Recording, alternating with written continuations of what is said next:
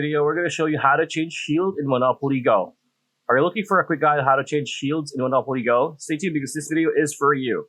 And as you can see here, we are in the game. And to change shields, what you need to do is click on the three lines on the top right corner or the hamburger icon, like so.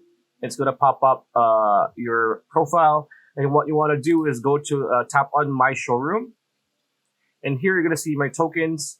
And if you look at the lower part of the screen, you're going to see a yellow button that's tokens. It's highlighted. And if you tap on the shield or the middle button, it's going to be the shield. So as you can see here, just like the tokens where you can change tokens, I'm a new account, so I don't have any.